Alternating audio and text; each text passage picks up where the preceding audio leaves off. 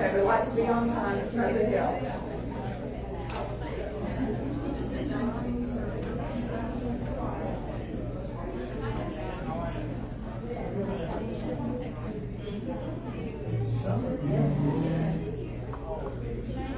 All right, first off, can everyone hear me? Yes. All right, thank you. All right, so welcome, listen, to this month's program of the League of Women Voters of Northeast Tennessee. I'm Candace Tanner, the current president of the League. I really am looking forward to today's program. Every month, listen, Dave and Ramsey do a fantastic job, but this particular one, hearing, listen, from the younger voter perspective is really, listen, gonna do my heart good. I need it. So listen, as far as the League is concerned, you'll hear this throughout. We are a nonpartisan, a grassroots, nonpartisan organization. We don't support nor oppose political candidates or parties. We need to keep that in mind as we have some of the discussion today. I know it's difficult to sort of stay inside those lines, but we need to, listen, to maintain credibility. There's power in nonpartisanship. It doesn't mean, however, that we're apolitical or not involved. We take strong stances on on policies, issues that most people in this community, our communities at large, care about. The League of Women Voters, like I said, as far as we encourage individual political participation, but both at the federal, state, and local levels. Again, you'll see some of the examples of things that we get involved in, as far as policy and issues that affect people locally. This is a few of those. As far as some of your money, those of you who are members, help to support a lot of litigation at the national level. These are just three recent examples. I try to pull out 3 new ones every month. Extremely prolific as far as the litigation for voting rights to protect organizations like the League of Women Voters who like to help people to get registered. So if they're under threat in Missouri, there were some lawsuits there. Also, a challenge a bill that sounds an awful lot like the SAVE Act, where in Florida you would have to present papers to register or to even maintain your position as a voter on the voter rolls. So we've opposed that as well. Also, the last one, as far as most of you are aware of the executive order, the latest one that came out, for trying to ban mail-in voting. We've also entered with other groups into litigation against that. So as you can see, we're not apolitical, we're just nonpartisan. There are 2 ways that programs are funded. This particular type of program that we're trying to engage and educate voters to make them feel empowered, and comfortable, confident to go to the polls is done under our educational monies for the 501c3. Some of the other, or 501c4 rather, we have a separate 501c3 that a lot of people, thank you very much for those of you who contributed to that helps with the advocacy, part and lobbying. Now, upcoming events, we always try to make this short, but we try to divvy it up to show you, there's some things that are open to members and there's some things that are open to all of you guys. You don't have to be a member. Do hope at the back, Sharon Brown, hey Sharon, wait. Sharon has a list at the back. It's free to sign up for our newsletter. Lots of information about what's going on locally as far as the League is involved in, lots of things that you can take part in. But those are open to everybody. So as far as upcoming events for members, okay, we've got, the state advocacy. Next week is the end of the state legislature. They expect to go home after that. This week they've rushed through, I think it was over 240 bills through what they call the black hole. So we didn't have a meeting because we don't know the outcome of those bills. Those of you who are members receive monthly, or actually weekly updates from Lee Clements. Lee, if you'll wave your hand there, since everybody knows. Lee and Becky Keeler, who couldn't be with us today. Both send those things summarized. We've got links if you want to be in the know about things that League of Women Voters supports from a legislative standpoint. We send those out weekly, on a weekly basis. Our last one will probably be this next week. But there will be a survey. There's a lot of work that goes in by a lot of people on this league.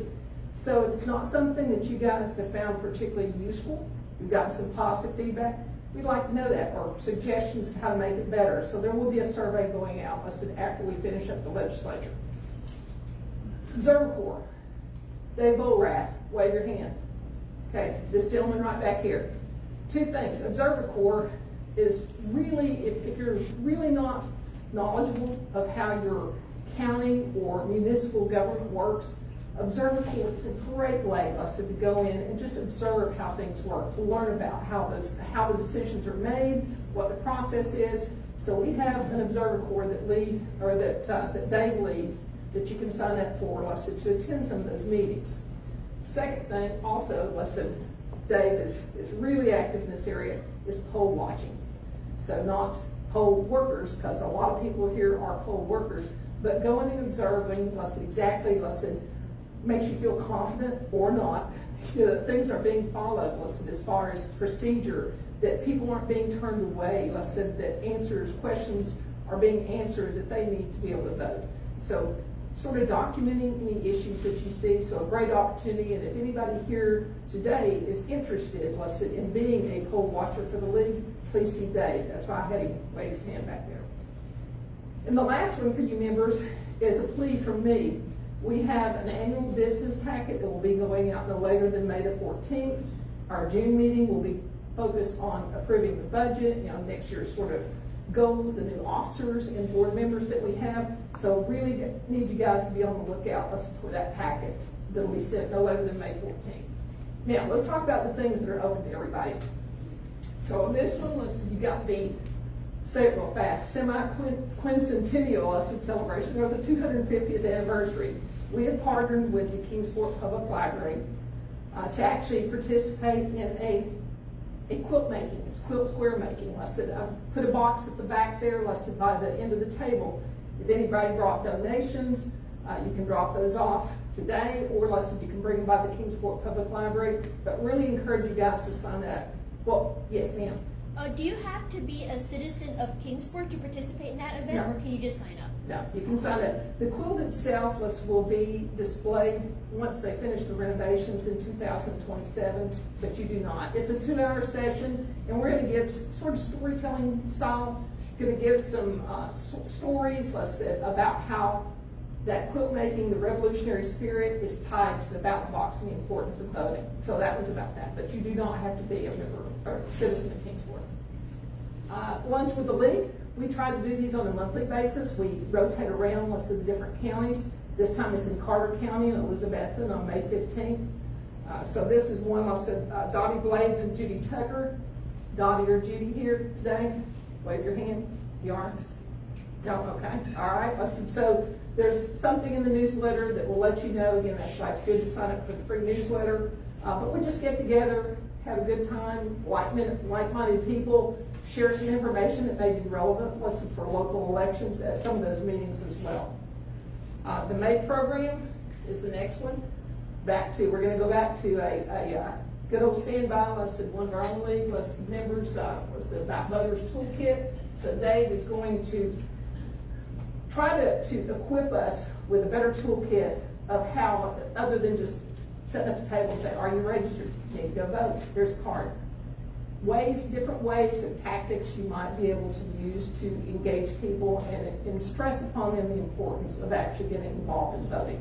So that's coming up in May. Watch the newsletter. Now, the last one is housekeeping. So this is one lesson. Our restrooms are located behind the kitchen area there, in the back. The camera, as you'll see at the front here, is focused on the speaker. We can certainly try not to get anybody's faces in the audience, but if you have a very distinctive voice like mine, you'll probably be recognized anyway. But these are filmed, they're live streamed on Facebook, and then posted subsequently on YouTube at the end. That's another reason we try to keep all the conversations nonpartisan on that one. So, refreshments, most of you should have already seen the refreshments. Help yourself. Donations are welcome. About a third of this local league's budget is tied up for this facility as well as the refreshments. So a dollar or two helps go a long way on that one. Take home handouts and pins. Back where Sharon is, feel free to take anything that you see back there that looks of interest. Reminder, you'll for some of you anyway, Les said, reminder that the magnetic member, Les said things need to be located away for any kind of pacemakers or heart devices on there as a safety issue. And the last one, next month, this week, or this month was a little bit easier. We were able to mingle. I was able to shake hands with a couple of people that I had seen their names but couldn't put a face with the name. But we're trying to do that deliberately, let's say about 30 minutes before the program starts each month. So please remember to come next month, let's say about 1:30, so you can mingle. If you've got any additional questions, any of us will be able to answer those. All right, with that, I'm going to turn it over to our first Vice President, Ramsey McGowan.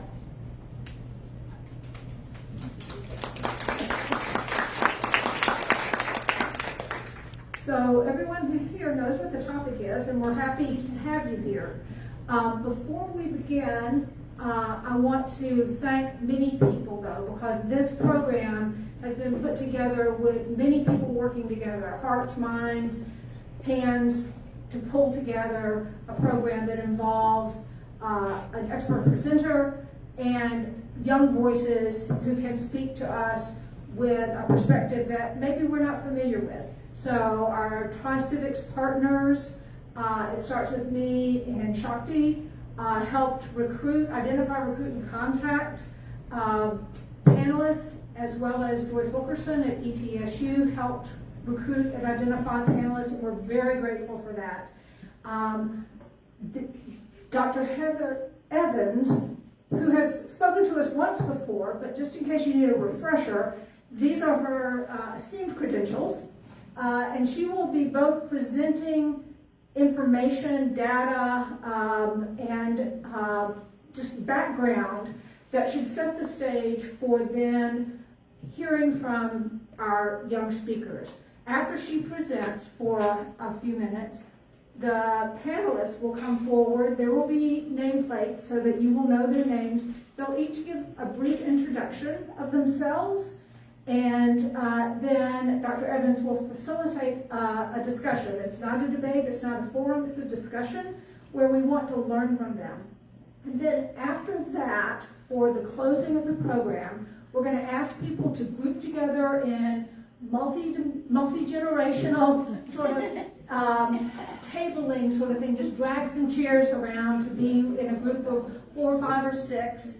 And we'll have a little activity. So that means you as an audience are going to be held accountable for what you hear here.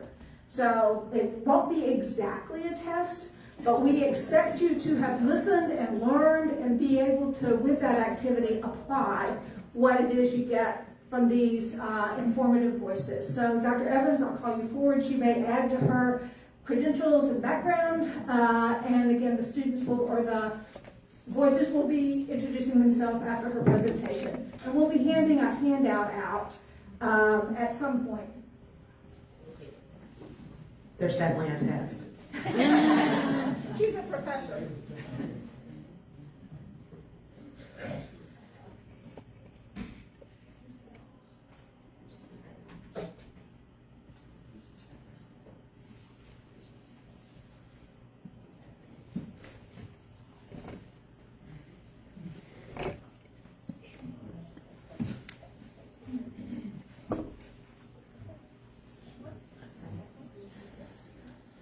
Yay.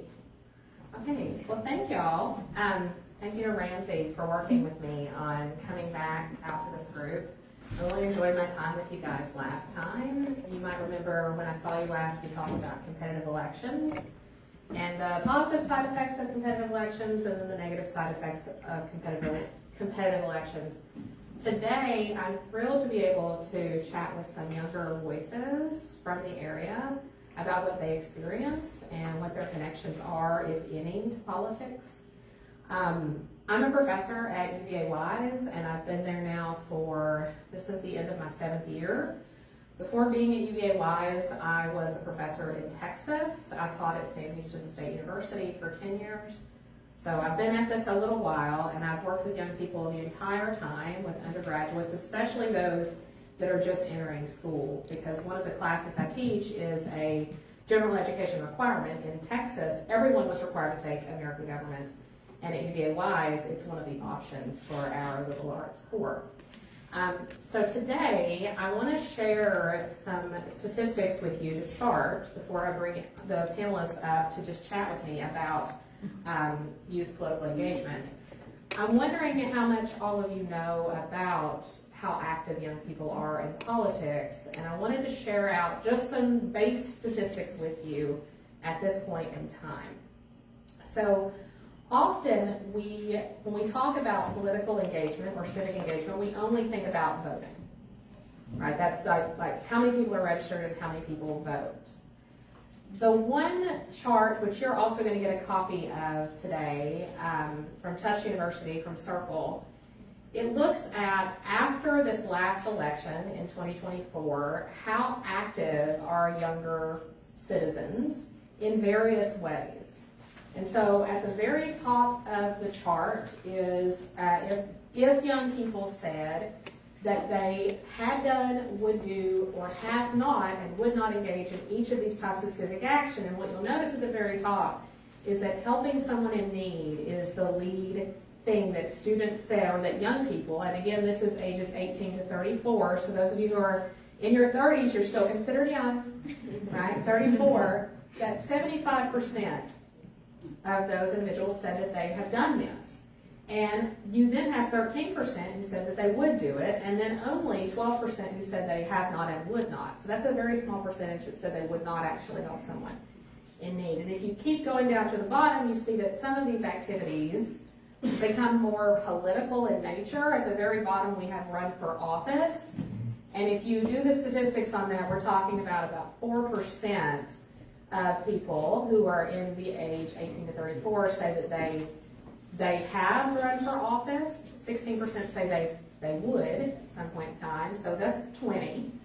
And then you've got 80% who said they would not. But some of these are really interesting to me as a researcher, because when it comes to protesting, young people are engaged in protest behavior. They are engaged in boycotting. You'll notice boycotting is up there about the fifth one down, right? 41% have done that. 24% said they would do it. 36% said they have not and would not. But this is right after that last presidential election. Now, let's talk about voting. So what about these other activities compared to just going and voting? So voter participation among 18 to 29-year-olds, so we're shrinking it down a little bit. Sorry, 30-year-olds, you're out of this one. For that group, the high water mark for voting was actually in 2020. And in 2024, we see a dip down to 42%. So the high water mark, now I completed my PhD back in 2009, and my dissertation was on the youth. It was about like college students and non-college youth, what was engaging them in politics at that time.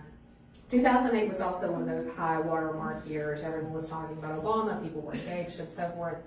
But 2020 blew that out of the water, so 50%. In 2024, notice what is also highlighted here, that there's a decent chunk of young people who said that it wasn't that important to them, right?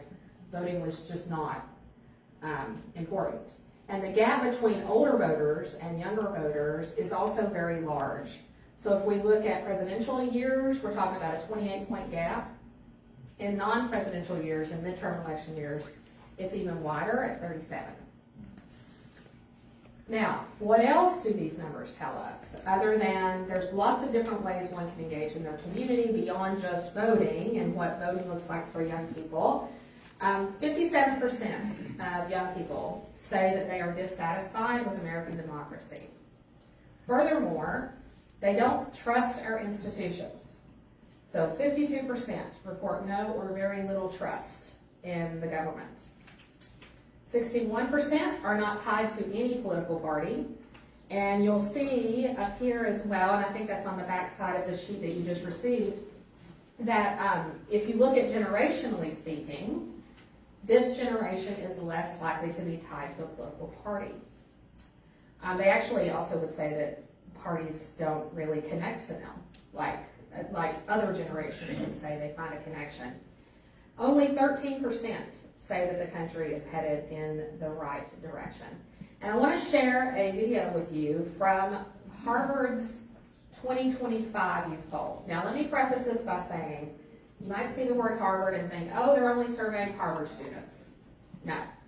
This is a nationwide survey. It's been going on since around 2000, 2001.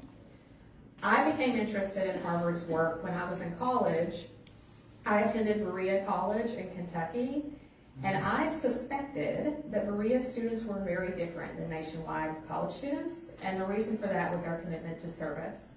So I thought that, oh, our students are going to blow that out of the water. They're going to be so engaged compared to nationwide averages. I contacted Harvard in 2003, got a copy of their survey, a copy of all their data, and then I compared. I did the survey at Berea and compared it to theirs, and I did find differences.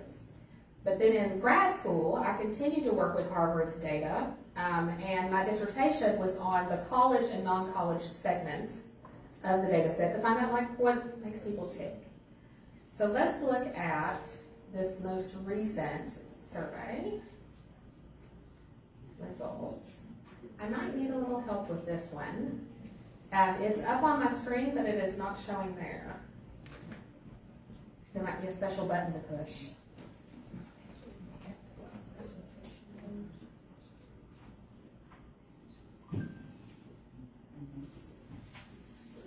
Ruth? I think it's Ruth. I was gonna say, I might need to go off of the PowerPoint or just exit it and then go back in.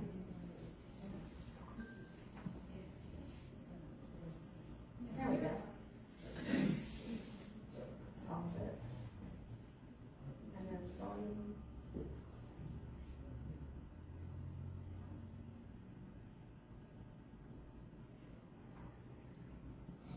Need Ruth? Ruth? She's giving tech support.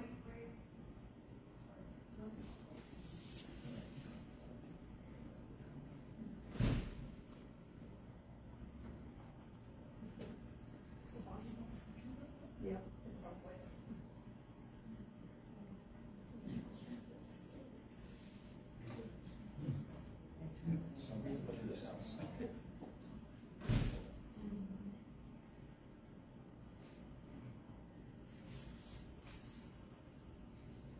Sorry about that, guy.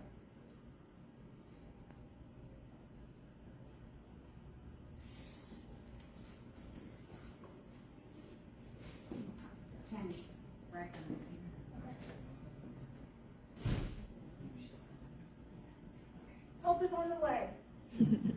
I think you're gonna find this fascinating. It's a little bit fast-paced, so just, glean what you can from it, but there's a lot of information that we might want to talk about later. So. Were you trying to get some Volume. Yeah, volume on the external video. Excuse me. You're-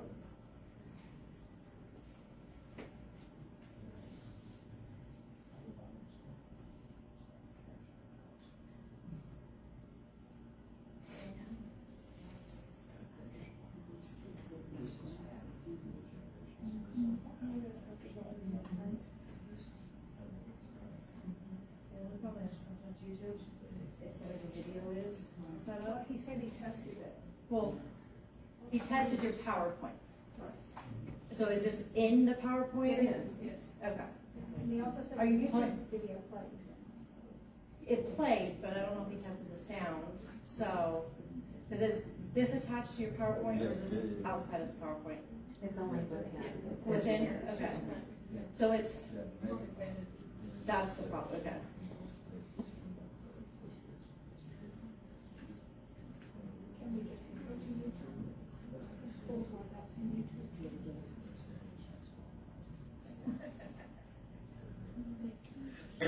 That's what it's doing, it's pulling it straight from YouTube.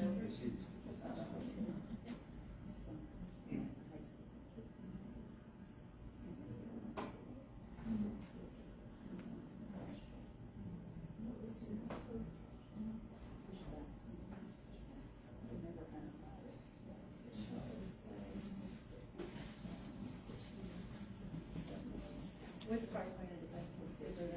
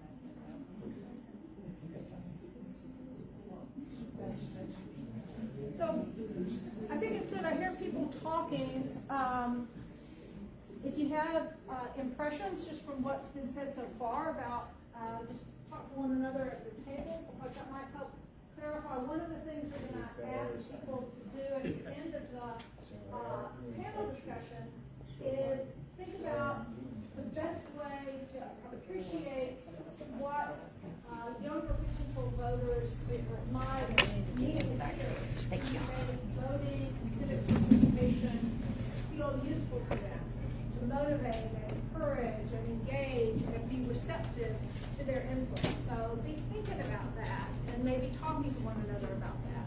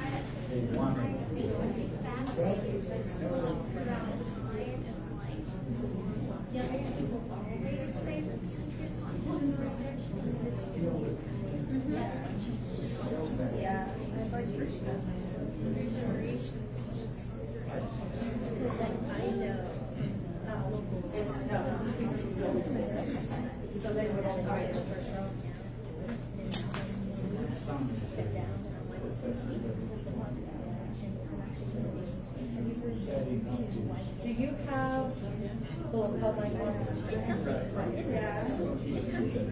The adult ones that we have at the library every Friday, I would say recommend a lot more. They're popular for 90 too. I was talking to them from the school. And they don't put them together. They're college students. They're not college. I'm a medicine. It's not getting them under control. Because I asked them about these stuff. You were there. Because like speed. You're not going to jump there.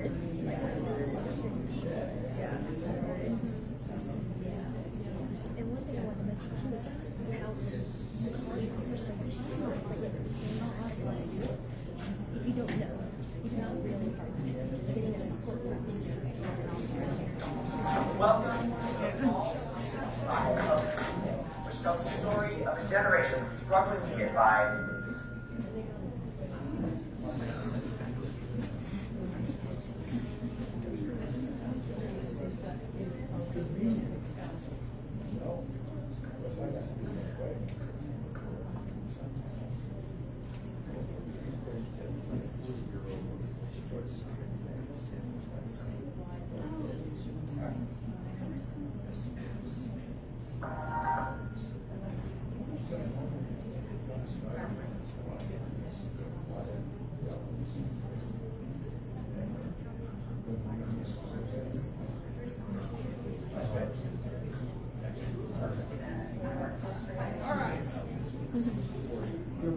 We have lunch.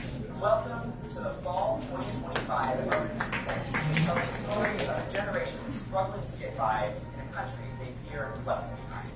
Here at the Harvard Public Opinion Project, we run the nation's largest and longest-running survey on the political attitudes of young Americans aged 18 to 29. In our most recent edition, here's what we found. Young Americans feel that the country is off course and that their futures are unstable. Only 13% say that the U.S. is headed in the right direction, while 57% say that the country is off on the wrong track. And even among young Republicans, only 1/3 believe that the country is headed in the right direction. Affordability is a constant concern. 23% say they're struggling to make ends meet or getting by with limited financial security.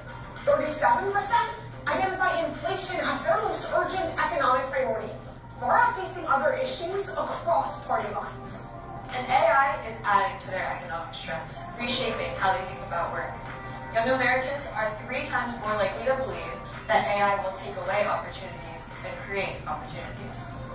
And over 4 in 10 young Americans who worry that AI will make work less meaningful, with the majority seeing AI as a threat to their job prospects, significantly more than say so about immigration and outsourcing of jobs. Politically, while most young Americans lack faith in national leadership, they still prefer for Democrats to win the 2026 midterms. President Trump's job approval stands at 29%, followed closely by Democrats in Congress at 27%, and then Republicans at 26%. Despite the skepticism among registered voters, 46% prefer Democratic control of Congress in the 2026 midterms, compared with 29% who prefer Republican control. Party identity is driven more by frustration than by loyalty.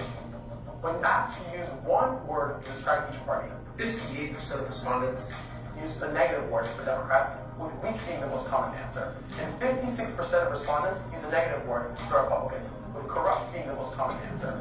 Only 16% of people use a positive word for Democrats, and just 17% use their positive word for Republicans.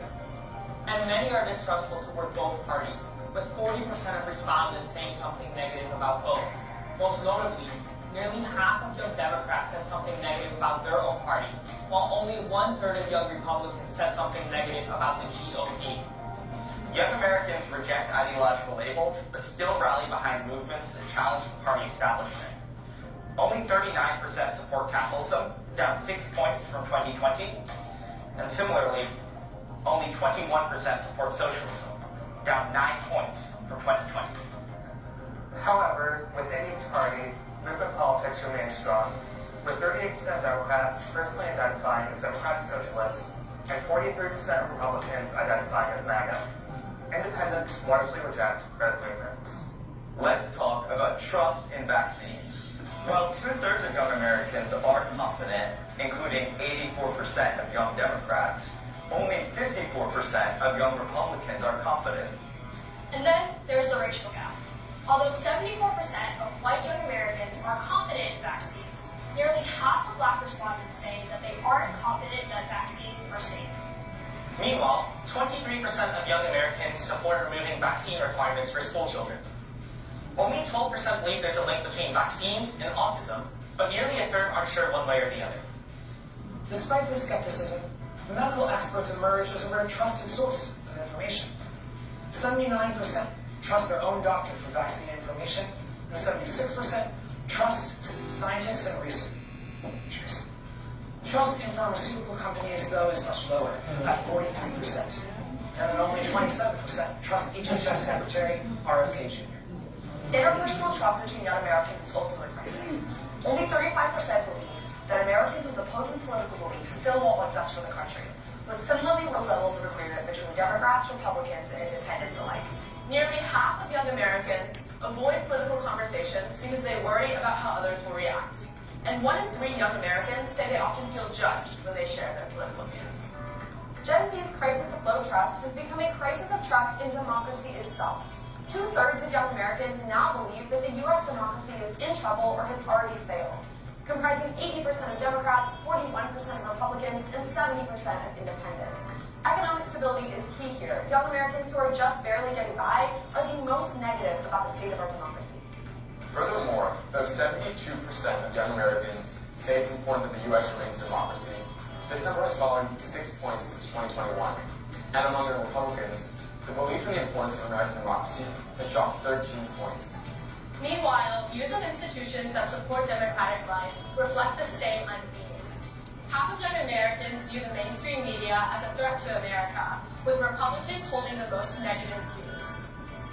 Generation Z's low trust in political institutions and each other is driving an even darker trend. While a strong majority of young Americans still reject political violence, some would find it acceptable under certain circumstances. We asked whether political violence would be acceptable in 5 different situations. 28% say it would be acceptable when the government violates individual rights. 12% say when election outcomes are fraudulent.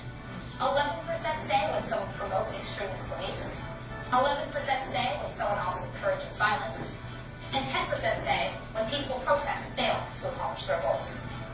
39% of young Americans say that political violence is acceptable under at least one circumstance listed. Statistical testing reveals that structural conditions, rather than partisanship, are most responsible for higher rates of acceptance. Acceptance of political violence is higher amongst young people that are facing greater financial financial strain or social alienation, as well as young people who have less faith in institutions and the good intentions of others. The fall 2025 Harvard Youth Poll reveals that young Americans are in an extremely precarious position, with political, economic, and interpersonal stressors closing in from all sides. Gen Z is looking for a new way forward, but so far, we haven't found it. For more, go to iop.harvard.edu or follow us on social media at HarvardIOP. Okay, we got it working anyway. All right, so hopefully that gives you a little glimpse into what it is like in my classroom when I talk about political engagement with our youngest citizens. Let me put this back up there really quickly because I want to bring our panelists up. So I'm briefly going to touch on this. Now, given what we know about just the numbers of people who register and who vote in this age range, what else can political science research teach us about this? Like, is there a way to engage people and to get them out? And that's actually where we're headed in our conversations today. Like, how do we engage young people better in our democracy, just on a community level? So some of the research that I just want to briefly touch on, registration drives do work. And also those registration drives work depending on when they take place, what kind of notifications people get about voting, and who registers them. So one of the first studies on the board here in 2006, there were 16 different campuses where there was a voter registration kind of random trial to see whether voter registration drives work. And we found that it does increase voter registration no matter what type of campus people were on. And so those campuses that are doing this, it's great. And again, though, 18 to 29-year-olds are people both on campuses and those who are not on campus, right? Just people outside those campus facilities, so non-college youth. Also in 2008, through one of the Rock the Vote studies, a couple of researchers found that if the people who were registering received a text message reminding them of things that were coming up, that they were also more likely to register to vote.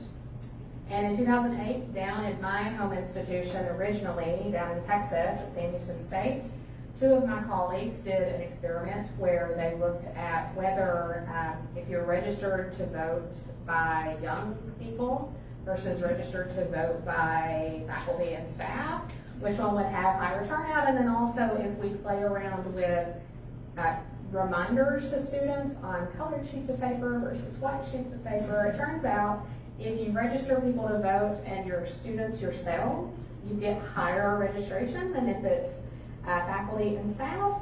And then if students receive a pink sheet of paper or a yellow sheet of paper, it's easier for them to find in their book bags when they go back and they're thinking about going to vote. So that's some things that have been used after that study came out on multiple college campuses.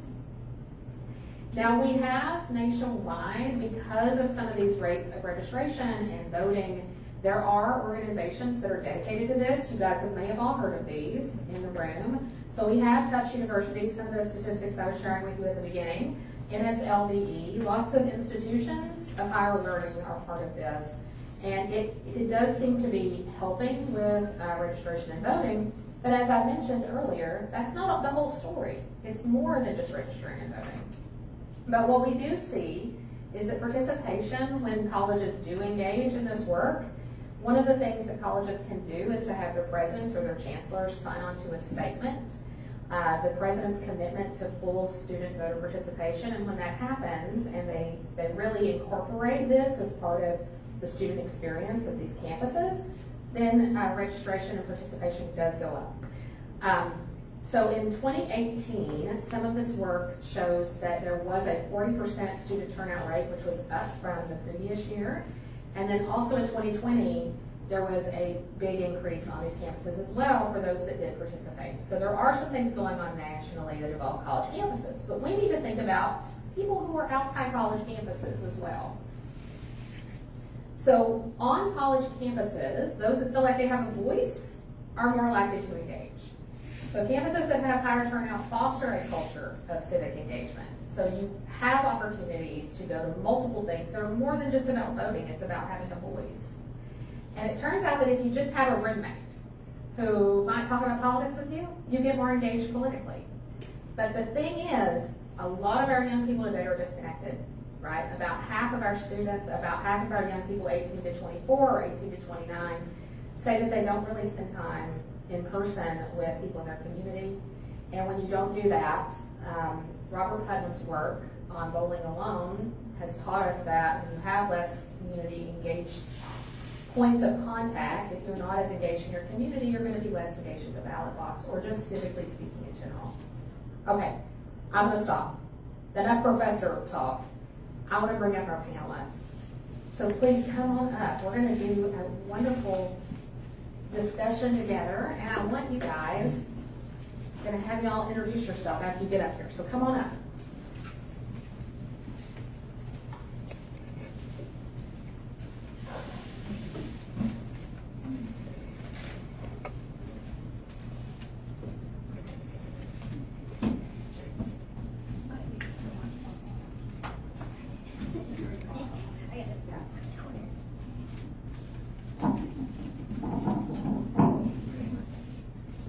Okay.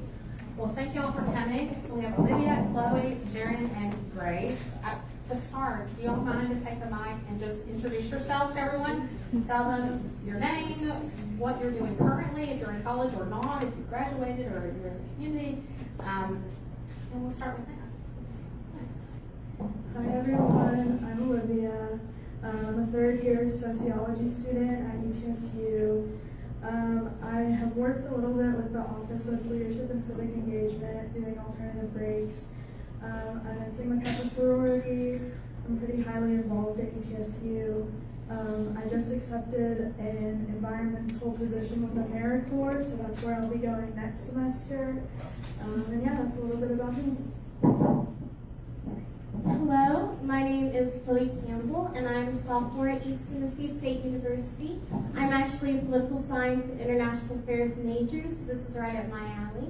I'm also involved with the Office of Leadership and Civic Engagement at ETSU. I've also been involved with Service Learning Alternative Breaks a bit, and our student intercollegiate state legislature, where I get to do things like write bills and teach other people how to do that as well. My name is Jerry Nysom. I am a senior at Scienceville High School. I plan on going to ETSU to major in radiologic science and into their graduate program to become an X-ray technician. And my name is Grace Chintoleka. I am a postgraduate alumni of ETSU with a major in chemistry and a minor in biology. I've worked in the healthcare field in various positions for 3 years, currently recently unemployed, and I'm also active in a lot of local activism groups and also on campus still. Awesome. But I think yes, it still works. Okay. So thank y'all again for participating in this. I know that was a lot of statistics, and that was a lot. I guess I'm wondering if you think all of that's accurate. Like, and any of you can take a mic. Is what you just heard, does this match your experience right now in terms of, I guess, young people feeling disconnected, politically speaking, from our government? Do you feel that that's actually the experience of most young people right now?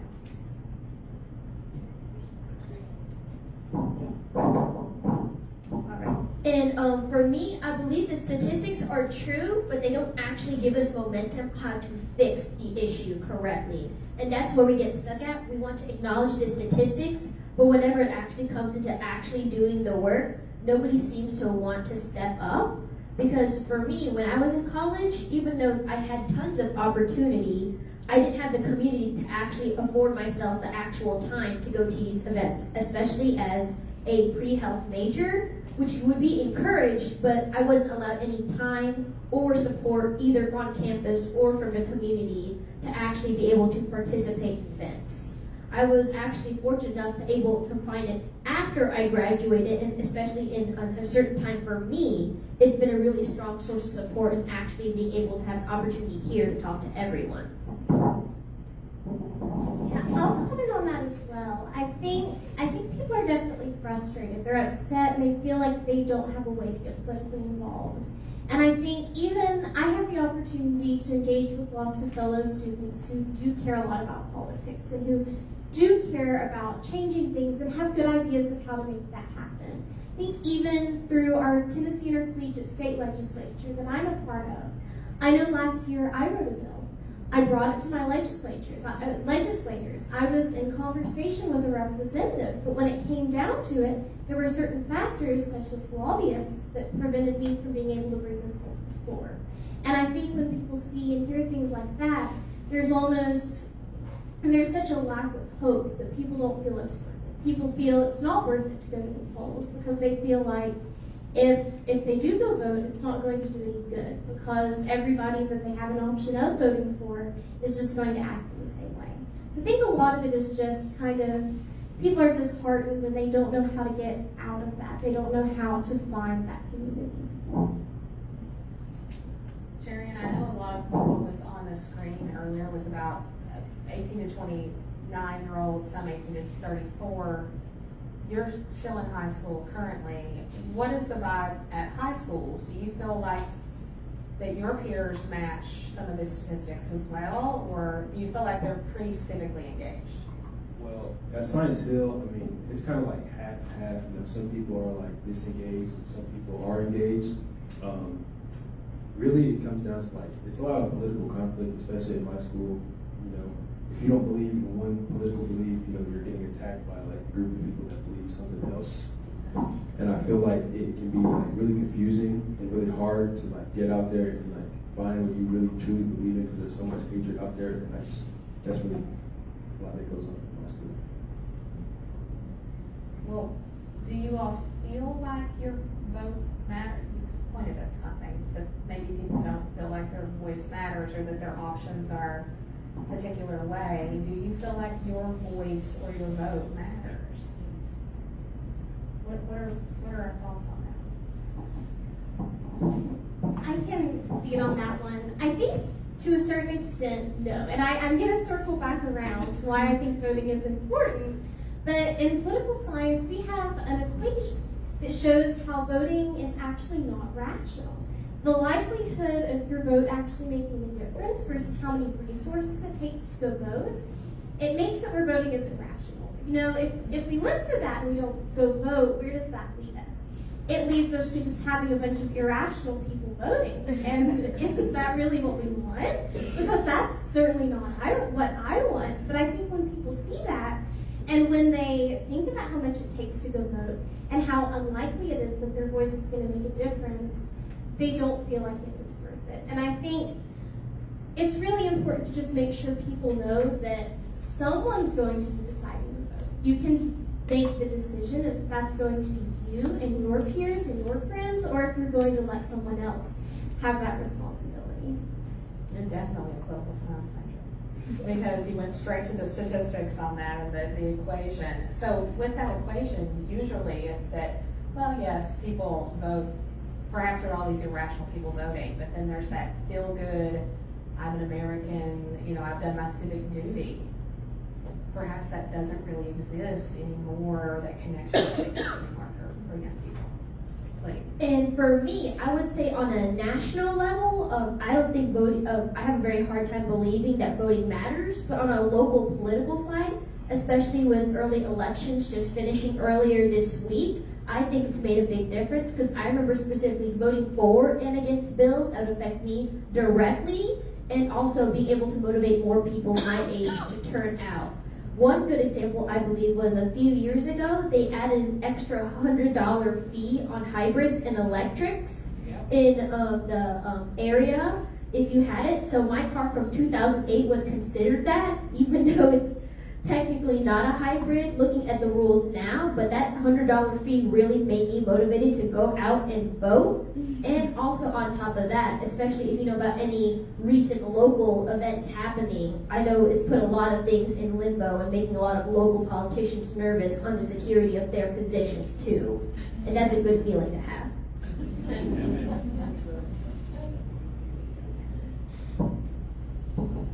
I didn't really know about this equation that Chloe they just talked about, but I kind of prepared my answer for this question. And I do think that my vote matters. Yes. I recently went to a small election for something to support a friend who was running in an election, and he actually ended up winning because he got so many people out to vote because he had those connections. And I think that that's really important. And I also think that as a woman, like, my right to vote is really important to me. And so the fact that I can have a voice in America and like that I can be engaged in communities and support local politicians and, you know, state and federal politicians, like, that's really important to me. And I do think that it matters. And whether or not, like, it's making a huge difference, it's not. But one vote can determine everything, and that affects people's lives. And so I think it's important to have that civic duty ingrained in you a little bit. So, yeah. Jay, what do you think with that? Yeah. Okay. Are you planning to vote when you are able to? Okay. That's good. Okay, so a couple of you mentioned local politics. Obviously, there was a lot on that Harvard video. It was about issues people care about. Do you think that people in your generation care more about local issues, or is it national issues? You're shaking your head. It's national, isn't it? For you? Yeah. It's national. And I think, so there was one question that I looked at and I prepared, and it was about how you identify with voting. And I've been thinking a lot about it because I never really thought about it before. And it was about like whether it's a way of expression or civic duty or to get an outcome that you might want. And I think that so many people view it as like getting an outcome, not something that they like actually really have a voice that matters and that they want to be engaged in community. And I don't know, I think that everybody cares about this like national level, and they don't see the value in local politics because there are really important elections that are determined like by the like one person. And so I don't think people realize like that can be really important too. Yeah, I think local politics are so important in local elections, but I think so much of what drives young people in our political participation is the media. And when you're looking at social media or even the news, you're not seeing a lot about local elections, local decisions being made, bills passing through the Tennessee state legislature. You're seeing these large-scale, national, big picture issues. And I think for a lot of young people, when you're seeing things about, the environment, that in a couple of years we might reach a point where we can't go back because climate change is so bad. There's not a ton you can do about that on a local level. And even the things that you can do, people don't know about. Like, I love the point you made about the fees on hybrid and electric vehicles. So many people don't know that exists. They don't know that's a problem because you're not going to see that on the national media. You're going to be seeing things about wars and bigger conflicts, Supreme Court cases. And I think it's so important that people do get involved locally, but they almost don't know that that's something they should be doing. And for me, I guess there's been a lot of people in my age group and even younger sometimes creating themselves almost and considering avoidance a way of avoiding the disruptability of politics. But I believe that that's not a viable solution. So I've actually learned to lean in more into the community aspect of politics and actually start delivering news as literal gossip. And that seems to spread really well. You wouldn't notice, but of course, because people don't trust the news, but people love gossip. They'll read anything and talk about it all the time. And when it's up for speculation, that makes people actually have to do their own research and actually talk to other people in their community who would know about it. So I actually am blessed to actually have a demographic of both younger peers and older peers. So I often trade information both ways to both groups to see what appeals one side and what appeals another. And that helps me give information to some of the groups I'm a part of to help figure out what they should do to the community and what other groups are passionate about they have trouble reaching. Okay, I have another question. So, like the poll numbers suggest, younger people are more likely these days to feel like they want to help their community locally than have a drive to vote. Do you agree that that's accurate? That it really is about helping your local community more so than casting a ballot?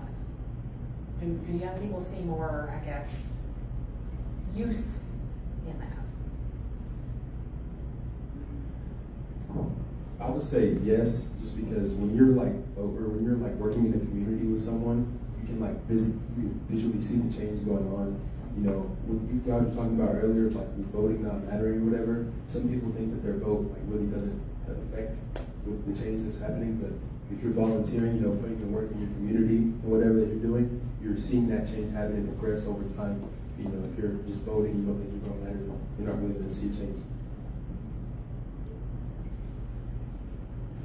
Yeah, I agree. I think votes definitely do matter, but I think a lot of times you can see more change in your community. You can go work with a nonprofit and you can actually get things done. When you go and you vote, sometimes it can just be very frustrating. It's also sometimes it's very difficult to physically go and vote. I know ETSU has wonderful voting initiatives, but at the end of the day, we still have classes on election day. And when that's the case, it's very difficult to physically go out and vote. But if you have time on the weekend and you can go volunteer somewhere, that's a little bit more feasible. It's a little bit easier and your community is more willing to work with you. And so I think there's a lot more accessibility in your community and you can see a lot more visible change.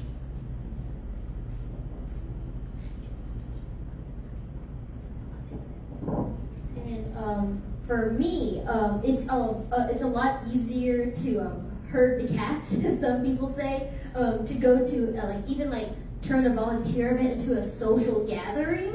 That really helps me a lot, and also on top of that, it just helps build some sort of structure, because then we can start talking about, you know, after you spend so much time with a lot of your peers and stuff, you start to actually learn more of themselves as a person and how you can give them links to resources that they can get help that you know would actually help them, or actually maybe actually know someone who could get in contact with them and help them get somewhere into a predicament they may not be able to get out of by themselves normally. That's really interesting. So one of the researchers whose work was up here a few moments ago has also done work on if you make voting very social. So one of her pieces is called A Party at the Polls. So if you essentially do a party about going to vote, there's some kind of celebration, that it would increase the likelihood that young people would engage as well. So that goes along with that. What issues do y'all care about? And you don't have to tell me how you feel about it, but what issues motivate you?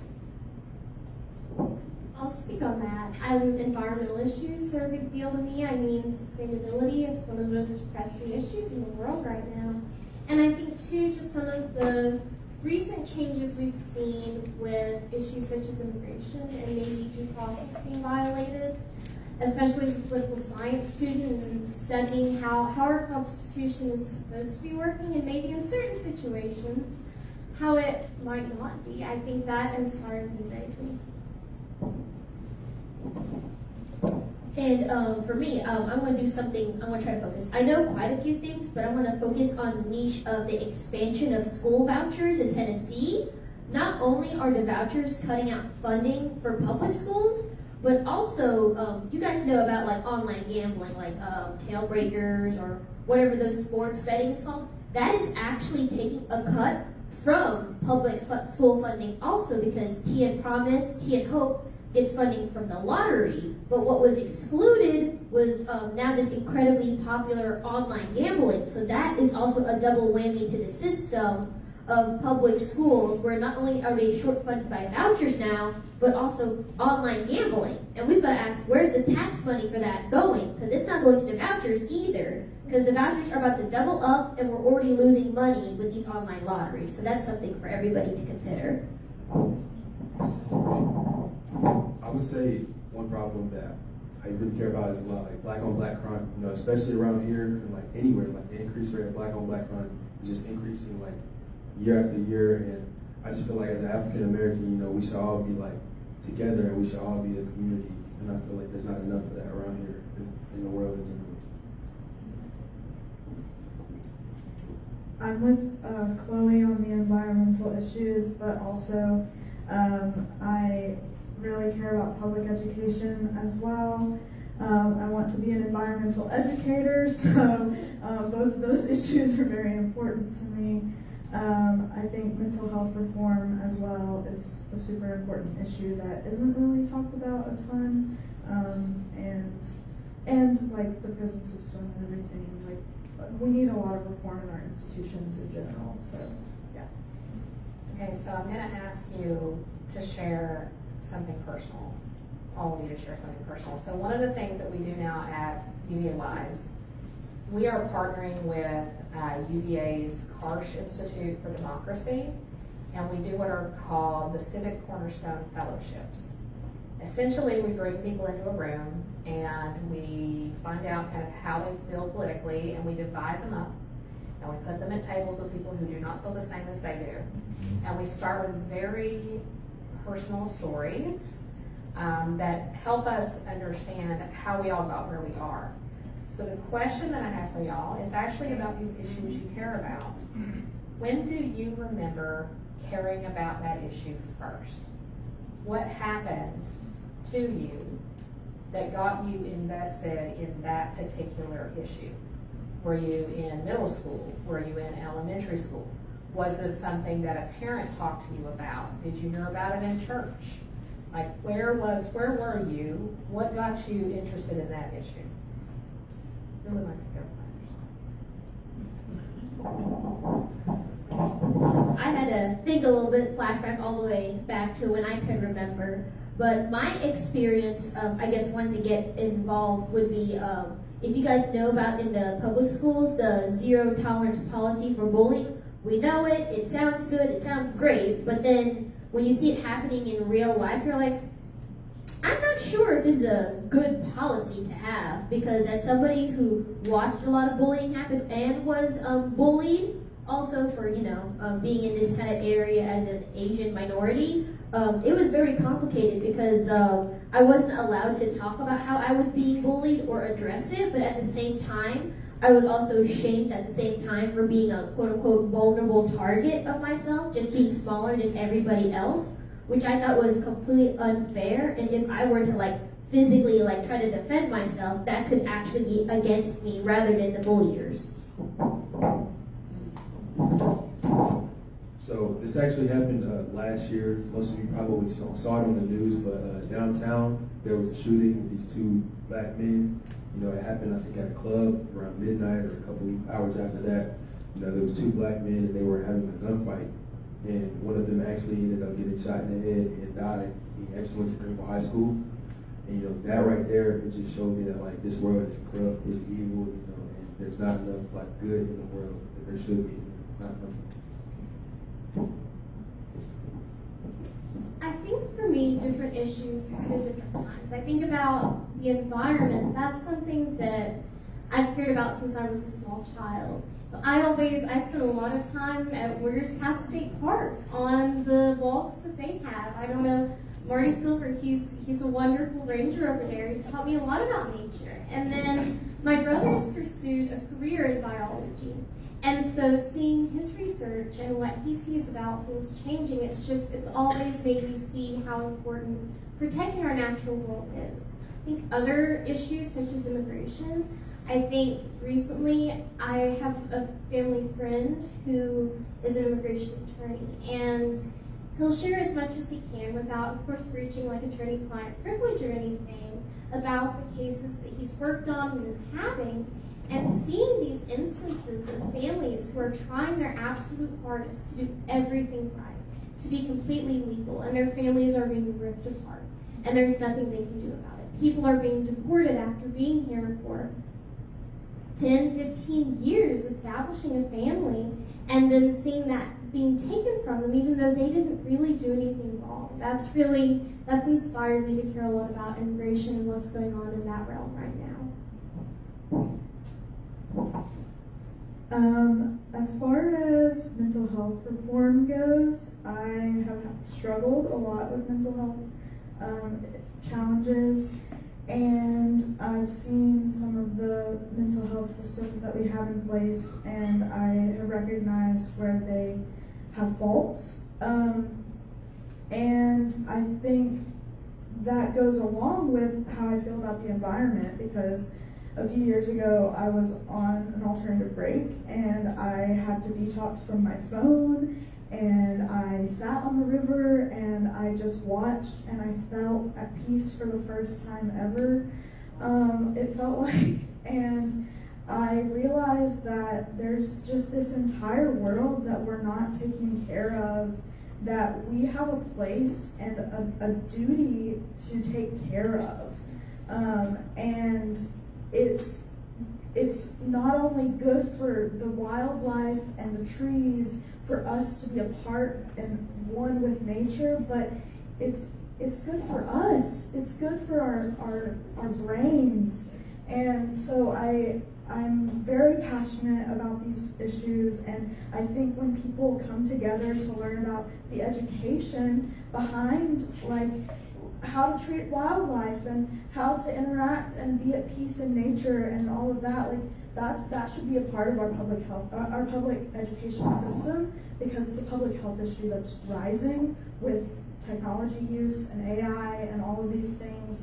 So it all kind of is, it's interdisciplinary, and I think it's really important. So thank you all for sharing your personal experiences with those issues. I want to come back to something that Grace mentioned at the beginning, which was the first question about, do you feel connected or do you vote?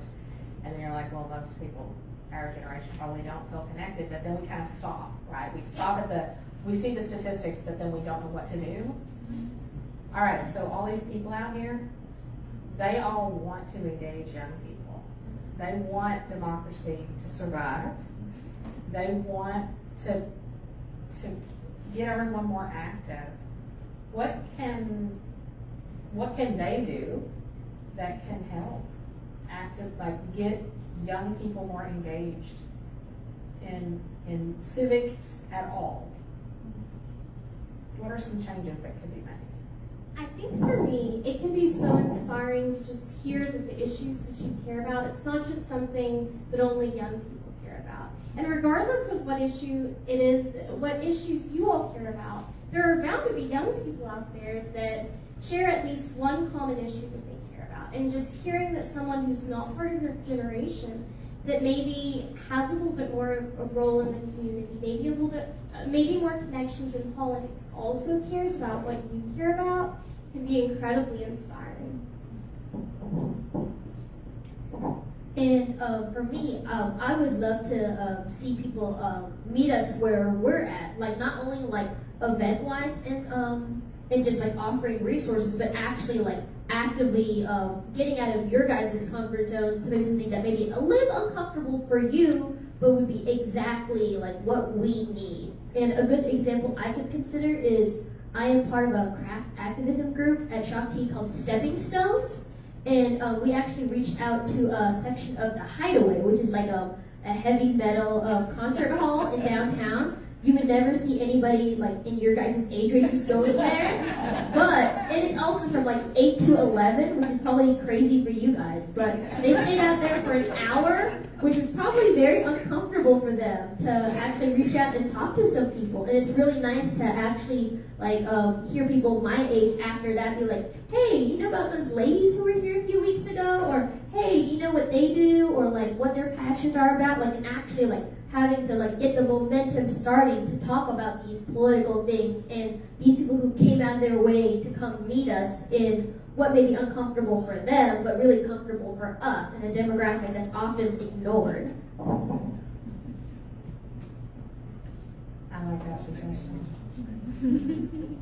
I think I agree with Grace. I think it needs to be fun. It just needs to be super fun. I mean, like, it's not the most fun thing in the world, but like, I was thinking about, I don't know how many of you guys know about Fun Fest, but like, if Fun Fest could do something about like getting people out to vote, or like people could like table there or something, like things like that, where everybody in the community is getting out and like having fun and then talking about like stuff like this, then people might actually get out to vote, because that's like one of the biggest things for community in the Tri-Cities. Like, everybody is just in one place and they're all out and they're having fun together, and like, if we had more stuff like that, I think it would be super cool. Yeah. Okay, one final question, and then I'm gonna turn to the audience engagement. Last question I have for you is, if a politician walked in here right now and stayed as long as you wanted them to, right? They walk in, they stand in front of you, they're gonna just talk to y'all about what you want for your generation. What would you ask them for?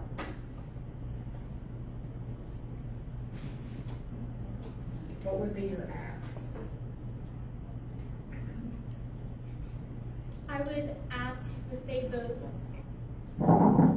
I would ask that they vote on bills in a way that represents their constituents, and that's something that they really want. Something that makes me upset about politics now is it feels like people aren't being represented. If you come in as a politician and you ask me what I care about and how you can support me, if I know that you've been given millions of dollars from a corporation for your campaign, and that corporation's not going to be okay with you voting a certain way, then I feel no need to talk to you, because I know that no matter what I say, no matter what I do, no matter how my community feels, that it's not going to change your actions. And I think that's what resonates most with me and what I would ask of my politicians. I would go through it two different ways, essentially. One a little bit scorching earth, and the other one more reasonable, I guess. And the first one I would ask about, because I know it's really big in Virginia right now, that that new law they're trying to pass about gerrymandering and stuff. Like, I think it brings up an uncomfortable truth in politicians they don't like to talk about, because that happened in the Tri-Cities area a few years ago, and it directly affected me. And I would ask a politician from Tennessee at least, hey, are you going to do what Virginia's going to do? And how do you feel about this? Because eventually it's going to hit all the states. It's our next door neighbor. So I would ask them, well, what are you going to do about it? And I want to see them pick a side, be neutral or whatnot, but that kind of reaction would gauge how much I would actually care in their opinion. And then the scorching earth way would be, I would probably check their internet history and start asking them questions on newspaper articles and be like, you remember when you said this 5 years ago? The internet is forever, and it does go both ways.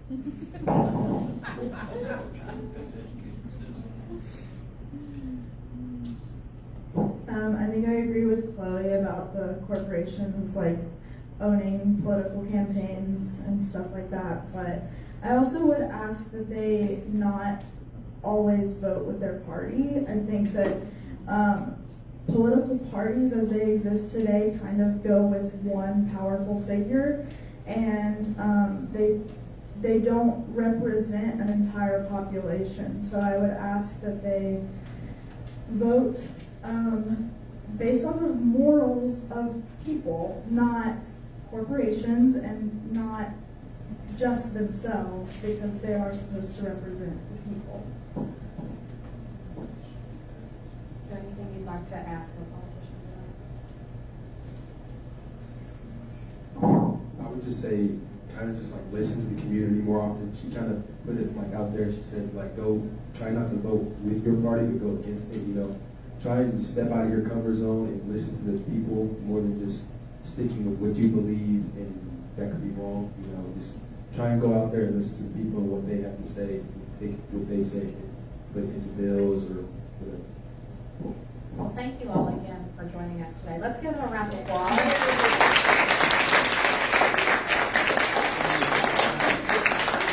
now we're going to do the audience participation portion because we are wondering, for the league itself, we'd like to get you guys to reflect on what you just heard. Would you like to talk a little bit about that?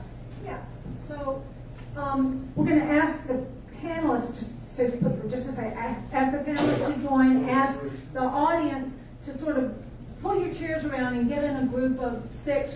Gwen and Dave are handing out the sheet that we want you to fill out. Take a couple of minutes to think about what you heard, what you think we're doing now, what we might want to do differently when it comes to engaging younger voters. And I just want to take 1 second to ask each panelist if you have one final closing comment, especially if you want to talk about something you're involved in that's meaningful civically, whether it's alternative and grade, TISL, or any of that stuff. And then quickly we'll move to the tables.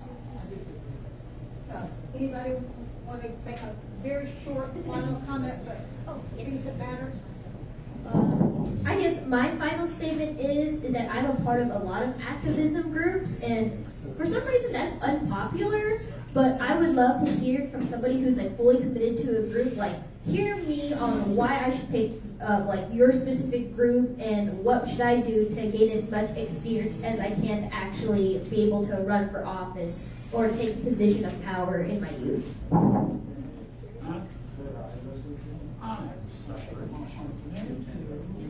I am leading an alternative service break in the fall, and it's going to be focused on ethical recreation in public parks. So if any of you would like to come speak, and you're like a public parks person, Parks and Rec, please let me know. Or if you know somebody, that would be really nice. Thanks. I would love to talk briefly about, there's an organization at ETSU, the Tennessee Intercollegiate State Legislature, that I've been able to be a part of.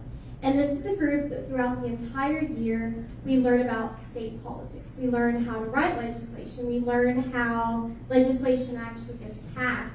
And then every fall, we go to Nashville and get to spend about 4 days in the Tennessee State Capitol building, presenting the bills we've worked to write, and voting on other people's bills as well. And one of the most impactful experiences I've had through that is a community member reached out with the bill idea. And we had a student who was also interested in that issue, who was able to work with that community member to get a bill to TISL and learn how to actually fix that problem. So if any of you all have something that you'd love to see a student work on, I think that was a wonderful opportunity for me, and we'd love to see more of that. Since I'm coming out of high school, since I'm just a senior graduating, about to go out there and just live life, I just want to ask if there's anybody that like knows anybody that is a part of like an African American group or anything that has to raise awareness with African American civil problems or would like to promote African American culture out there. Just please let me know. I'd like to be a part of that group.